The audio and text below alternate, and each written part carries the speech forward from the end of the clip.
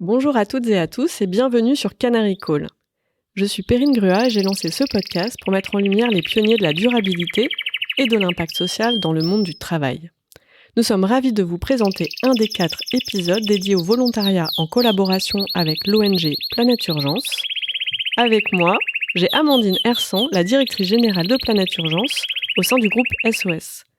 Bienvenue Amandine. Merci Perrine. C'est un plaisir de collaborer pour explorer le rôle du volontariat d'entreprise au service de l'impact. Planète Urgence est une association qui existe depuis plus de 20 ans et qui est au service de la préservation des forêts et de la biodiversité. On mène des actions de restauration, du développement des communautés ou de la sensibilisation à l'environnement. Et pour cela, nous nous appuyons notamment sur des volontaires qui s'engagent en congé solidaire. Quand on parle de future off-work, de réinventer le travail, de réenchanter l'entreprise, le volontariat est un outil clé.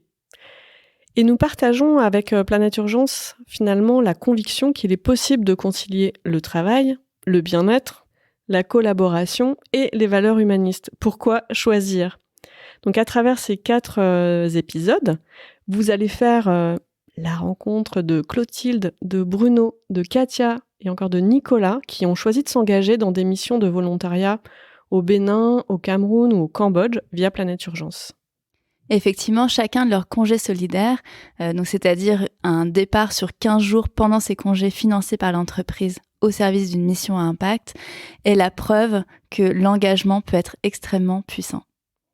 Alors restez à l'écoute car chaque semaine, en octobre 2023, nous dévoilerons un nouvel épisode ensemble. Et n'hésitez pas à aller aussi sur le site internet pour découvrir votre propre mission, car plus que jamais, nous avons besoin de toutes les énergies pour dépasser les défis à venir. Bonne lecture et bonne écoute. Bonjour Katia. Bonjour Perrine. Peux-tu te présenter rapidement s'il te plaît ? Oui, je m'appelle Katia Oueladi, je suis consultante en comptabilité immobilière chez Mazars et j'habite à Paris. Et donc tu es partie 2 fois en mission de volontariat, une fois au Cameroun, une fois au Togo. Est-ce que tu peux nous raconter qu'est-ce qui t'a poussé en fait à partir la première fois déjà au Cameroun ? Oui, effectivement, je suis partie 2 fois en mission de volontariat grâce à Mazars. La première fois, je suis allée au Cameroun parce que je me suis dit que c'était une opportunité de contribuer au développement de l'économie du Cameroun. Qui est ton pays ? Qui est mon pays d'origine, effectivement. Donc, du coup, j'ai voulu apporter un plus à la construction de mon pays. Et ensuite, j'ai été bouleversée par les conditions de vie des bénéficiaires de ma formation, de la formation que j'ai animée. Est-ce que tu as fait une formation de quoi au Cameroun ? J'ai fait une formation en planification stratégique et élaboration d'un budget de trésorerie. Ouais. Et donc, du coup, suite à cette expérience-là, j'ai compris que je devais en faire plus et j'ai donc décidé de repartir pour une 2e mission au Togo. Et donc là, tu viens juste de rentrer, c'est tout frais. Oui, ça fait 1 mois que je suis de retour en France. Donc là, tu fais ta rentrée chez Mazars en France, mais en arrivant de cette mission qui doit être assez marquante, dans quel état d'esprit est-ce que ta tête est encore là-bas ? Comment ça te touche ? Cette 2e mission, elle était particulière parce que j'étais plutôt dans une zone rurale. Donc, j'étais dans un village au Togo. J'étais complètement dépaysée, contrairement au Cameroun où ma mission se trouvait plutôt en ville. Donc, il faut faire la distinction et vous pouvez imaginer que les conditions de vie n'étaient pas les mêmes. Donc, du coup, voilà, au Togo, j'étais dans un village qu'on appelle Kumakonda et je devais, former les membres des coopératives qui étaient tous des agriculteurs. Donc, sur une mission de gestion administrative. Il faut savoir qu'au Togo, le français n'est pas une langue officielle. Donc, pendant la formation, j'avais un traducteur. Donc, c'était une expérience plutôt particulière. Voilà. Et donc, est-ce que tu savais, toi, que ça existait, ces missions-là de volontariat, avant que Mazars te le présente, en fait, que c'est ton entreprise qui t'a présenté l'opportunité ? Honnêtement, non, je ne savais pas que ça existait. Donc, oui, j'ai découvert grâce à Mazars. Et en tant que jeune professionnel de Mazars, comment est-ce que cette expérience de volontariat, elle a influencé ou changé ta perspective sur ton propre rôle en fait dans l'entreprise ? En tant que jeune professionnel de Mazars, je retire énormément d'enseignement de cette expérience, notamment l'adaptation au contexte local, une plus grande patience et une meilleure capacité d'écoute. Ces aptitudes qui m'aident à mieux penser à l'esprit d'équipe qui est mis en avant chez Mazars. Donc, ça nourrit ta pratique professionnelle. C'est-à-dire que toi, t'es partie dans quel état d'esprit? Quand t'es partie, t'avais quelle envie, en fait? J'avais juste envie d'aider les gens. Enfin, j'allais juste pour aider les gens, mais quand je suis arrivée, j'ai fait face à une réalité, une adversité plus grande, parce que les conditions de vie aussi impactent, ce qu'on a souvent envie de faire. Donc, du coup, j'étais dans des conditions plutôt moindres que celles dans lesquelles j'ai l'habitude de vivre en France. Donc, du coup, il fallait une forte capacité d'adaptation au milieu. Et aussi, il fallait s'adapter aux personnes qui ont une culture différente. Donc, il y a des mots ou des méthodes à utiliser ou à apprendre pour se faire accepter, pour se faire comprendre. Donc, du coup, c'était tout un apprentissage sur le terrain aussi. Donc ça vraiment aussi, tu y allais pour donner et tu reviens aussi avec beaucoup de ressources. Voilà. Ouais, quelles sont les nouvelles ressources que tu as capitalisées, que tu as découvertes ou que tu as activées? J'ai cultivé la gratitude parce que vu les conditions dans lesquelles les bénéficiaires vivent au quotidien ou s'y trouvent, je me suis remise en question sur le fait que je n'apprécie pas assez ce que je possède. Donc, du coup, j'ai cultivé beaucoup de gratitude et j'ai également gagné en compétences parce que la gestion administrative, c'est pas forcément mon métier ou ce que je fais tous les jours au bureau, enfin professionnellement parlant. Mais du coup, j'ai dû préparer un support de formation en gestion administrative pour pouvoir transmettre aux bénéficiaires. Donc, j'ai gagné aussi en compétences. Voilà. Donc, si je comprends bien, au quotidien, après ça, tu râles moins. Oui, c'est ça. Finalement, voilà, tu regardes les choses de manière plus positive. Voilà, je suis plus patiente et j'ai une meilleure capacité d'écoute. Voilà, ça, personnellement, ça m'a beaucoup influencé cette mission. Donc ça t'a renforcé du point de vue des aptitudes personnelles, des soft skills comme on dit. Oui. Et en même temps, dans ce que j'entends, tu as développé de nouvelles compétences en termes de méthode pédagogique puisque tu as dû bâtir un support pédagogique, l'adapter en plus sur place parce que c'était forcément très différent de tout ce que tu avais pu imaginer ou prévoir. C'était très différent. Le contexte, c'était très différent avec le contexte dans lequel les coopératives qui y sont installées évoluent. Donc, il fallait s'adapter par rapport au contexte. Et alors, en préparant, tu nous as dit que tu étais plutôt quelqu'un, finalement, d'introverti, de réservé, et tu as choisi une mission de transmission. Finalement, tu étais sur la scène toute la journée, avec un public différent en plus de celui que tu as l'habitude de côtoyer. Comment est-ce que tu as fait pour gérer ce défi? Parce que c'est pas facile quand même. Voilà, c'est courageux. Enfin, moi, j'admire. Oui, c'est vrai que c'était pas le plus simple possible.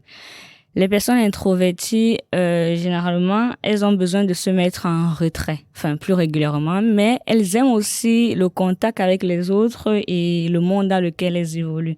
Donc, j'ai pris plaisir à découvrir une nouvelle culture.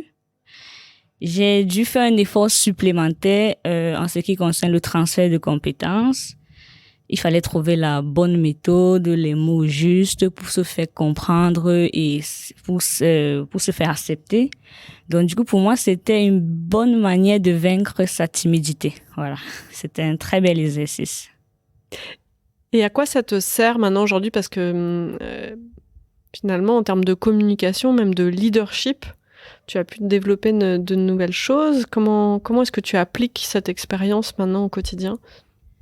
Au quotidien, avec cette mission de solidarité internationale, je me mets plus à la place des autres. Parce que généralement, on ne se met pas toujours à la place de l'autre souvent quand tu as une équipe à gérer, que ce soit des juniors, par exemple, pour mon cas, tu ne te mets pas forcément à la place du junior pour comprendre ce qu'il a fait ou pourquoi il refait la même erreur. Donc, avec cette expérience, tu apprends énormément à te mettre à la place des autres avant de porter une critique ou décider d'une action. Voilà. correction, mais voilà, j'apprends à me mettre beaucoup plus à la place des autres, à développer j'ai développé également une meilleure capacité d'écoute et ça me permet d'avancer plus sereinement et surtout positivement avec l'équipe et pas du tout individuellement. Voilà. Donc ça a musclé ton intelligence collective, Voilà, des compétences de management aussi, au sens embarqué, quasiment avec un peu je me permets parce que c'est mon métier, avec une posture coach. Un peu. Plus que... C'est vrai. Le côté humain est beaucoup touché dans une mission de volontariat. Donc, du coup, c'est une aventure humaine. Donc, il faut à chaque fois se laisser transformer, que ce soit émotionnellement que sur le plan des compétences. Voilà. Donc, oui, j'ai beaucoup appris de cette mission sur le plan personnel, surtout. Et c'est une très belle expérience. Ouais, c'est ça, c'est qu'il y a la dimension où finalement tu pars pour donner, pour être utile. Et finalement, j'aime bien cette phrase, elle me touche quand tu dis qu'il faut savoir se laisser transformer, se laisser toucher, voilà, finalement se laisser porter alors qu'on est venu pour faire. Et on vit avec une casquette de je veux faire, c'est moi qui donne, mais après tu te dis non, en fait, tu ne donnes pas que, tu n'es pas la seule à donner, toi aussi tu en reçois parce que tu es là pour les autres, tu veux faire avancer les autres, donc du coup il faut que tu te mettes à leur niveau pour qu'ils puissent avancer dans le sens que tu souhaites. Donc ouais, du coup tu apprends plus que tu ne donnes en fait dans cette mission de solidarité internationale. Et qu'est-ce que ça change dans ta relation, dans ton lien avec ton employeur, avec Mazars ? Je dirais que c'est une grande opportunité que Mazars offre à ses collaborateurs. L'impact est très positif. C'est un sentiment de fierté, d'appartenance à Mazars qui m'anime à chaque retour de mission. Donc, les missions de volontariat, comme je disais tantôt, ce sont des aventures humaines qui sont totalement en accord avec les valeurs qui sont prônées chez Mazars. C'est une belle opportunité qui nous permet de donner un sens à notre vie. Donc, c'est une grande opportunité que Mazars offre à ses collaborateurs, sur le plan humain surtout. À la lumière de ce que tu as vécu, qu'est-ce que tu donnerais comme conseil à d'autres jeunes professionnels, chez Mazars ou ailleurs, qui en fait, envisagent de s'engager dans des missions similaires pour développer leurs compétences, pour contribuer à des initiatives de transmission de compétences? Alors, j'encourage les jeunes professionnels, chez Mazars ou ailleurs, à réaliser des missions de solidarité internationale. Grâce à ces missions, on comprend que la rémunération n'est pas la seule récompense d'un travail bien accompli, mais que la bienveillance envers autrui ou avec autrui est une source de satisfaction. Donc, je recommande vivement, grandement et fortement les missions de solidarité internationale. Elles vont également vous permettre de vous remettre en question pour voir la vie autrement, pour mieux évaluer le sentiment d'appartenance à une culture et de pouvoir s'adapter à une autre culture, pour mieux évoluer également ensemble, parce que c'est mieux d'évoluer ensemble plutôt que de se projeter seul. Voilà, ensemble on va plus vite. Voilà. Ensemble, on va plus vite finalement, parce que souvent c'est ce qu'on dit, c'est tout seul on va plus vite et ensemble on va plus loin. Et toi tu dis non, mais ouais, en fait ensemble on va plus vite. Moi je pense qu'ensemble on va plus vite aussi, je pense. Merci pour ton témoignage. Merci à toi, Perrine, pour cette opportunité de réaliser ce premier podcast et à bientôt. Bravo à toi. Merci pour votre écoute. Pour rester connecté à la communauté Canary Call et ne rater aucun épisode, abonnez-vous sur votre plateforme de podcast préférée. Nous sommes aussi très actifs sur les réseaux sociaux. Rejoignez-nous sur LinkedIn, Twitter, Instagram, YouTube et Facebook pour des contenus exclusifs et des discussions avec les gens qui œuvrent concrètement pour une évolution enthousiasmante de l'entreprise.